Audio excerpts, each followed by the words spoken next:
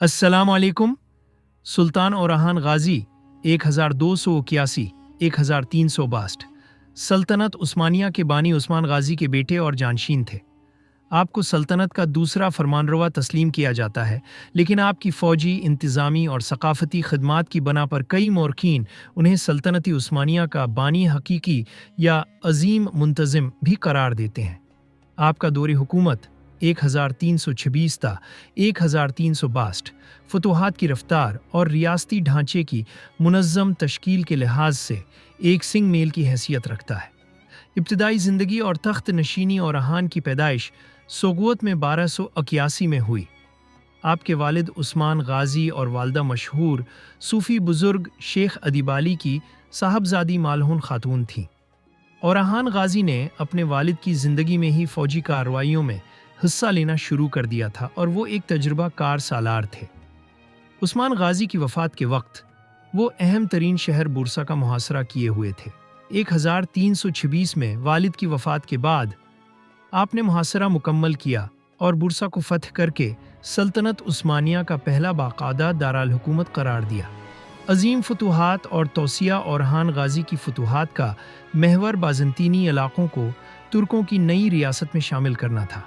उनकी अहम तरीन फतूहात दर्ज झेल हैं। बुरसा की फ़तह 1326 ये फ़तह उस्मानियों के लिए एक बड़ा माशी और सियासी मरकज़ मुहैया कर गई, जिसने सल्तनत के इब्तदाई माली ढांचे को मजबूत किया।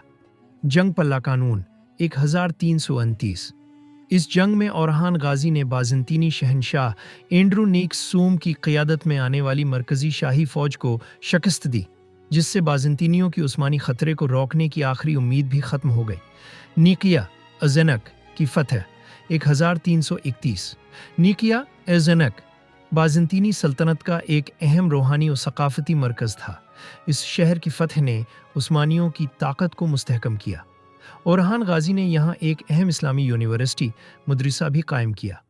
निकोमीडिया अज़मत की फ़तह 1337 ईस्वी इस शहर पर कब्ज़ा करने से उस्मानियों को बहेरा मारमारा तक रसाई मिली, जिससे उनकी बहरी ताकत में इजाफा हुआ। इन फतूहात के अलावा ओराहान गाजी ने कारीसी की मजबूत तुर्क इमारत को भी अपनी सल्तनत में शामिल किया, जिससे उन्हें एक बड़ी बहरी ताकत और तजर्बा कार फौजी मिले, जिन्होंने बाद में यूरोप में फतूहात का रास्ता हमवार किया। फ़ौजी और इंतज़ामी इस्लाहात ओराहान गाजी को सिर्फ एक फ़ातिह नहीं, बल्कि एक इनकलाबी मसलह के तौर पर याद किया जाता है। उन्होंने महसूस किया कि कबायली फ़ौजें एक मुस्तहकम रियासत को नहीं संभाल सकतीं। लिहाजा उन्होंने सल्तनत के इस्तेहकाम के लिए दर्ज झेल तारीख़ी इक़दामात किए। यूनिचरी जानिसारीस का क़ियाम ये दुनिया की पहली मुनज़्ज़म, मुस्तकिल और पेशावर फ़ौज थी, जिसे बुनियादी तौर पर मफतूहा इलाक़ों के गैर मुस्लिम नौजवानों दीव शेरमा निज़ाम के तहत को तालीम और तरबियत देकर तैयार किया जाता था। यूनिचरी ने आइंदा सदियों तक उस्मानी सल्तनत की सबसे बड़ी ताकत के तौर पर काम किया। दीवान कैबिनेट का क़याम उन्होंने उमूर सल्तनत चलाने के लिए एक बाकायदा दीवान वज़रा की कौंसिल कायम किया और इंतज़ामी अहदों का तयीन किया। उनके भाई इलावाल-दीन पाशा उनके पहले वज़ीर आज़म सदर आज़म बने। सिक्कों का इजरा उन्होंने अपने नाम के साथ चांदी के सिक्के आकचा जारी किए, जो सल्तनत की माली खुद मुख्तारी और खुद मुख्तारी की अलामत थे। यूरोप में कदम ओराहान गाजी के दौर में उस्मानी पहली बार बहरा रोम के पार यूरोप में दाखिल हुए। 1354 में उनके बेटे सुलेमान पाशा ने बाज़ंतीनियों के दाखिली तनाज़ात का फ़ायदा उठाते हुए गैलीपोली पर कब्ज़ा कर लिया। गैलीपोली की ये फ़तह एक छोटा इलाका नहीं था, ये यूरोप की सरज़मीन पर उस्मानियों की पहली मुस्तकिल फ़ौजी छावनी थी, जो बाद में बल्कान और वस्ती यूरोप की फतूहात के लिए एक मजबूत मरकज़ साबित हुआ। वफ़ात और वर्सा सुल्तान ओराहान गाजी ने एक छोटी कबायली रियासत को एक ताकतूर और मुनज़्ज़म सल्तनत में बदल दिया। 36 साल की तवील और कामयाब हुक्मरानी के बाद आपने 1362 में बुरसा में वफ़ात पाई और वहीं अपने वालिद उस्मान गाजी के पहलू में दफन हुए।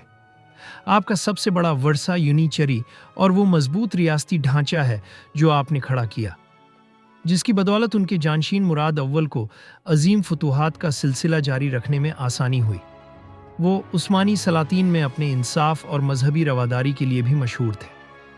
اگر آپ کو یہ معلومات پسند آئی ہیں تو ہمارے چینل کو ضرور سبسکرائب کریں تاکہ آپ سلطنت عثمانیہ کی مزید شاندار تاریخ سے باخبر رہ سکیں۔